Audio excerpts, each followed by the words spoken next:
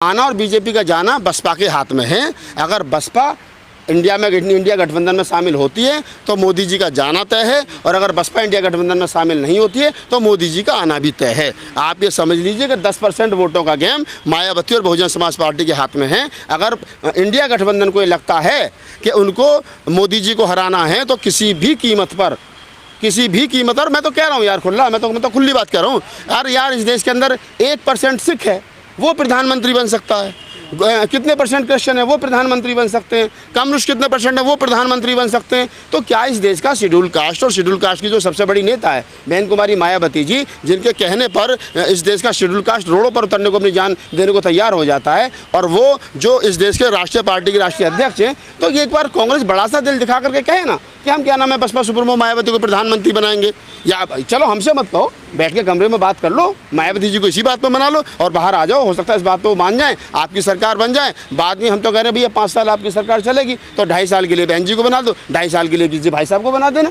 हमने कब मना किया भाई, राहुल गांधी को बना दो, उनका भी नंबर आना चाहिए, पढ़ा लिखा नौजवान साथी है। लेकिन मेरा कहने का मतलब ये तमाम लोगों से कि जो लोग इंडिया गठबंधन में शेड्यूल, देखिए ये इंडिया गठबंधन अगर शेड्यूल कास्ट के और मुसलमानों की बात नहीं करता है तो ये भी वही सवर्ण मानसिकता का गठबंधन है जिस सवर्ण मानसिकता से इस देश के शेड्यूल कास्ट को, शेड्यूल ट्राइब को, ओबीसी को और इस देश के मुसलमानों को खतरा है। अगर इस गठबंधन की सरकार भी बन जाती है कांग्रेस के नेतृत्व में तो फिर भी वही आता है कहीं ना कहीं कि हमें क्या मिलेगा। अब सवाल हिस्सेदारी का है, जो बात काशीराम साहब ने कही थी कि अगर हम आपके साथ में आप हमें क्या मिलेगा, सवाल इतना सा है। ये पहले दिन से कयास लगाया जा रहा है कि समाजवाद, मैंने इस इंटरव्यू के शुरू में कहा कि समाजवादी का जो वोट है वो सिर्फ और सिर्फ उत्तर प्रदेश में है, उत्तर प्रदेश के बाहर कहीं कुछ है नहीं। एक आध सीट पर थोड़ा बहुत प्रभाव है, लेकिन बहुजन समाज पार्टी का जो वोट है वो पूरे देश भर में, उत्तर भारत में तो खास तौर से है ही है। भाई उनके उत्तराखंड में 2 विधायक हैं, 7-8 सीट पर दूसरे नंबर पर रहे थे वो, पंजाब में विधायक है, उत्तर प्रदेश में विधायक हैं,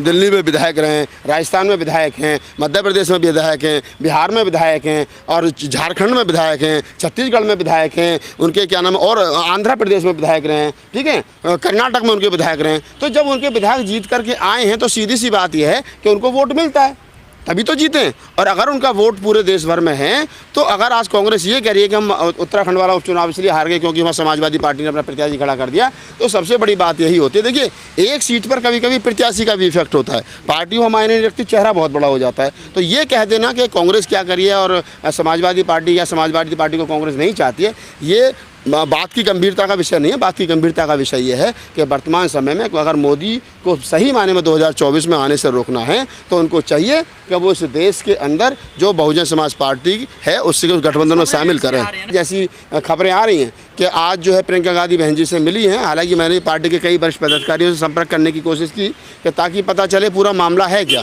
लेकिन अभी भी दबी जबान में तमाम लोग यही कह रहे हैं कि हाँ बहन जी और प्रियंका गांधी की मुलाकात हुई है। किन मुद्दों को लेकर के चर्चा हुई है, क्या ये भी कयास लगाया जा रहा है कि आचार संहिता से पहले बहन जी जो है वो गठबंधन में आ जाएंगी, और कुछ लोग ये भी कह रहे हैं कि बसपा के जो शीर्ष नेतृत्व है वो चाहता है कि बहन जी को प्रधानमंत्री पद का दावेदार आप बनाइए। तो बहुत सारी चीज़ें हैं। बसपा, अगर आपको बसपा का वोट पूरे देश में चाहिए तो बसपा को हिस्सेदारी भी उसी लेवल पर देनी पड़ेगी। अगर आप सोचोगे नहीं उत्तर प्रदेश लेवल पर आप गठबंधन कर लीजिए और मध्य प्रदेश, बिहार, छत्तीसगढ़ और तुम्हारा राजस्थान और पंजाब और हरियाणा और महाराष्ट्र को छोड़ दीजिए, तो ऐसा तो नहीं हो सकता कि आप यहाँ तो गठबंधन कर लो। यहाँ तो कांग्रेस 15 सीट मांग रही है, लेकिन दूसरे स्टेटों में वो 20 सीट भी बसपा को नहीं देना चाह रही है, जहाँ की बसपा का कहीं, अगर राजस्थान की बात करें तो राजस्थान में 7 से 8% वोट है, मध्य प्रदेश में बसपा के पास में 8 से 9% वोट है, दिल्ली में वोट है, हरियाणा में वोट है, पंजाब में वोट है, महाराष्ट्र में वोट है। तो अगर आपको वो 6-6, 7-7% वोट हर स्टेट में लेना है, अपने पास अपने पाले में करना है, तो आपको उसी प्रकार से हिस्सेदारी भी देनी पड़ेगी। मैं तो कितनी कांग्रेस के नेताओं से कहा है कि अगर आपको लगता है कि राजस्थान के अंदर जो है वो 7% वोट है तो 7% सीट दे दो। भाई क्यों कह रहे हो 1 सीट और 2 सीट देंगे, अगर वहाँ 50 सीट हैं तो 7% के हिसाब से दे दो जितनी सीट बन रही है। तो ये क्या है कि गठबंधन कांग्रेस पार्टी बहुजन समाज पार्टी को चाहती तो है, चमारों का वोट तो चाहती है, दलितों का वोट तो चाहती है, लेकिन हिस्सेदारी उस लेवल पर नहीं देना चाह रही है। तो हिस्सेदारी भी उसी लेवल पर उसको मिलनी चाहिए, और शायद यही बात जो है गठबंधन में आज या प्रियंका गांधी और मायावती जी के बीच में हुई होगी। जो लोग नीला गमछा गले में डाल करके खुश हो रहे हैं कि हमारी वजह से मदन भैया जीत गया, तो उनको भी बता देता हूँ कि वहाँ मदन भैया कितनी वोट से जीता ये आपको बेहतर पता है। अगर खतौली से मदन भैया जीत गया तो मदन भैया इसलिए नहीं जीते कि मदन भैया को लोगों ने वहाँ मदन भैया इसलिए जीते क्योंकि वहाँ बहुजन समाज पार्टी ने अपना प्रत्याशी खड़ा नहीं किया, और इसके कारण जो बसपा का वहाँ 50-60-70 हज़ार वोट था वो समाजवादी पार्टी को मर्ज हो गया, और बसपा समाजवादी पार्टी के मदन भैया वो कुछ हज़ार वोटों से चुनाव जीत गए। अगर वहाँ पर बसपा अपना प्रत्याशी उतार देती तो निसंकोच मैं कह सकता हूँ कि बसपा जो है वहाँ मदन भैया हार जाते। अब घोसी उपचुनाव की हम लोग बात कर लेते हैं। घोसी उपचुनाव का अगर सही तरीके से विश्लेषण किया जाए तो आप ये समझ लीजिए कि घोसी उपचुनाव में अगर बसपा अपना प्रत्याशी उतार देती तो फिर दारा सिंह चौहान को कोई नहीं रोक सकता था वहाँ जीतने से। तो अगर घोसी उपचुनाव हो गया या और तमाम उपचुनाव हो गए, वहाँ इंडिया गठबंधन या विपक्ष इसलिए जीत रहा है क्योंकि बहुजन समाज पार्टी अपना प्रत्याशी ना उतार करके एक तरीके से विपक्ष को यानी कि इंडिया के प्रत्याशी को समर्थन देता है और वो जीत जाता है। तो ये बात भली भांति पता है इंडिया गठबंधन को। अगर बहुजन समाज पार्टी 2024 का चुनाव अलग थलग लड़ेगी तो नुकसान किसको होगा? सबसे ज़्यादा नुकसान होगा इंडिया गठबंधन को। अगर पूरे भारत के अंदर बसपा 7-8% वोट भी बिगाड़ देती है और 4-5% से इंडिया गठबंधन की सरकार रह जाती है तो उसके लिए जो कौन जिम्मेदार होगा? उसके लिए जिम्मेदार वो लोग होंगे जो लोग प्रधानमंत्री तो बनना चाहते हैं, जो लोग सरकार तो बनाना चाहते हैं, जो लोग ये तो चाहते हैं कि मोदी जी को 2024 में आने से रोकना है, लेकिन वो ये किसी भी कीमत पर नहीं चाहते हैं कि वो उनको कहीं ना कहीं शेड्यूल कास्ट का वोट तो चाहिए, लेकिन शेड्यूल कास्ट का, मायावती का या अन्य और जो नेता हैं उनका नेतृत्व तो स्वीकार नहीं है। अब मैं दूसरी तरफ कह लेता हूँ कि अब ये जो इंडिया नामक गठबंधन बना, मैं पहले दिन से कह रहा हूँ कि इंडिया नामक गठबंधन में दलित कहाँ हैं, मुसलमान कहाँ हैं? भाई ये भी एक तरीके से सवर्णों का ही गठबंधन है। जो जिस गठबंधन की बात हम बीजेपी में कर रहे हैं कि एनडीए जो है वो सवर्णों का गठबंधन, सवर्णों की बात करता है। तो अगर आप इंडिया गठबंधन की बात कर रहे हो तो इंडिया गठबंधन में जो इस देश का 35 करोड़ मुसलमान है वो कहाँ है? जो इस देश का 40 करोड़ शेड्यूल कास्ट है वो कहाँ है? जब 75 करोड़ आवाम की बात ही नहीं हो रही है, जब 75 करोड़ आवाम का यहाँ नेतृत्व ही नहीं है, जब उनके नेता नहीं है, जब उनके हक अधिकार की बात नहीं हो रही है, अब मैं सवाल कर देता हूँ कि अगर इंडिया गठबंधन की सरकार बन जाती है 2024 में तो फिर बता दीजिए आप मुसलमानों के लिए क्या करोगे? तो बता दीजिए आप दलितों के लिए क्या करोगे? तो बता दीजिए आप दलितों का जो बैकलॉग है क्या वो पूरा करोगे? जातिगत जनगणना करवा कर जितनी जिसकी भागीदारी उतनी उसकी हिस्सेदारी करोगे? क्या आप जो है वो उनके जो संवैधानिक राइट्स हैं उनको बचाने का काम करोगे? क्या दलितों का जो उनका जो और बहुत सारे अधिकार हैं क्या उन्हें बचाने का काम करोगे? तो सवाल वहीं खड़ा होता है। मैं तमाम देश के दलितों से, दलित एक्टिविस्टों से, दलित नेताओं से एक बात शुरू से कह रहा हूँ कि अगर आपको इंडिया गठबंधन में शामिल होना है तो पहले उनसे बैठ करके टेबल पर बात कर लीजिए कि अगर आपकी सरकार बनी तो आप इस सरकार में हमें क्या दोगे। ऐसा तो नहीं है कि अभी मोदी जी की सरकार मुल्क भर में चल रही है तो मुल्क में उनकी सरकार चल रही तो दलितों का क्या भाई इसमें है? क्या नहीं साहब, सारा सब दलितों की सरकार है। ये वही वाला काम है गजेंद्र जी जो हमारे गांव देहात में कहते थे कि कोठी कोठिया से हाथ मत लगाइए, बाकी सम्माल तेरा है। तो ये जो बाकी सम्माल तेरा वाली बात है ना, ये ख़त्म करनी चाहिए। पूछ लेना चाहिए कि क्या क्या मेरा और क्या क्या तेरा है। तो इंडिया गठबंधन में अगर आज प्रियंका गांधी जी मायावती जी से मिली है तो ये एक सार्थक कदम है। इसकी भूरी भूरी प्रशंसा होनी चाहिए। पहले से मिल लेना चाहिए था। मैं तो चाहता हूँ कि बहन जी जो वो गठबंधन में आएँ। मैं तो कितने वीडियो बनाए, मैं तो खुद कहा बीजेपी के सपनों पे पानी फिर जाएगा। देखिए बीजेपी का जाना तय है। देखिए मैं कह रहा हूँ, मैं आपको स्पष्ट कर रहा हूँ कि अगर बहुजन समाज पार्टी को उत्तर प्रदेश के अंदर 30 सीट मिल जाती है लड़ने के लिए और उत्तर प्रदेश के बाहर 10, 12, 15 सीट और मिल जाती हैं, टोटल मिलाकर के तो वो 50 सीट पर बसपा लड़ लेती है और 50 में से 30-35 सीट जीत करके बसपा आ जाती है, तो इसमें बुराई क्या है? मैं तो उसको बुरा नहीं समझता इस प्रस्ताव को।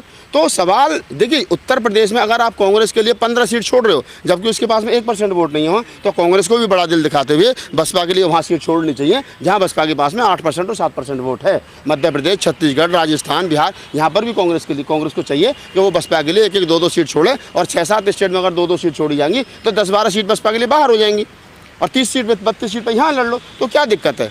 कोई दिक्कत थोड़ी है। आप 45-50 सीट पर चुनाव लड़ोगे, 30-35 जीत जाओगे। जब 30-35 जीत करके आ जाओगे तो आप भी कहोगे हमें प्रधानमंत्री बनाओ।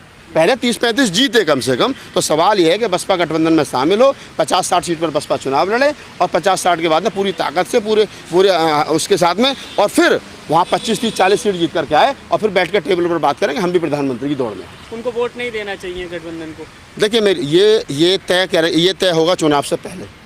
ये ना तो मेरे कहने से जाटा वोट जो है वो देगा, ना मेरे कहने से देगा। लेकिन मैं आपको बता देता हूँ, अगर ऐसा हुआ कि मायावती, देखिए ये चीज़ें तोली मोली जाएंगी। अगर ये लगा कि नहीं साहब सम्मान के साथ बहन जी को नहीं बुलाया गया, अब बहन जी को चंद्रशेखर तो है नहीं कि टीवी पर बैठ करके 1 सीट के लिए रोए, 2 सीट के लिए रोए। बहन जी का अपना वजूद है, बहन जी की अपनी 40 साल की राजनीति का अनुभव है।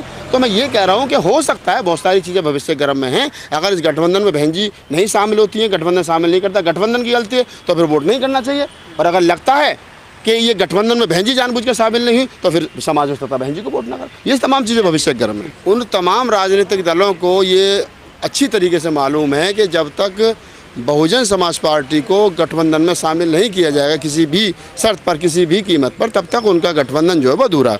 उसका एक सबसे बड़ा कारण मैं आपको बता रहा हूँ कि उत्तर प्रदेश में लगभग 30%, 30.5% एक समय पर बसपा के पास में अपना वोट बैंक हुआ करता था। पिछले लोकसभा चुनाव की बात करें तो तब भी लगभग 20% के आसपास था और 10 सीट बसपा जीत करके भी आई थी। अब उससे पीछे भी अगर हम बात करें तो बसपा को हमेशा से लोकसभा में 12%, 11% वोट मिलता रहा है। 10% वोट, 5% वोट जीत और हार के लिए महत्व रखता है।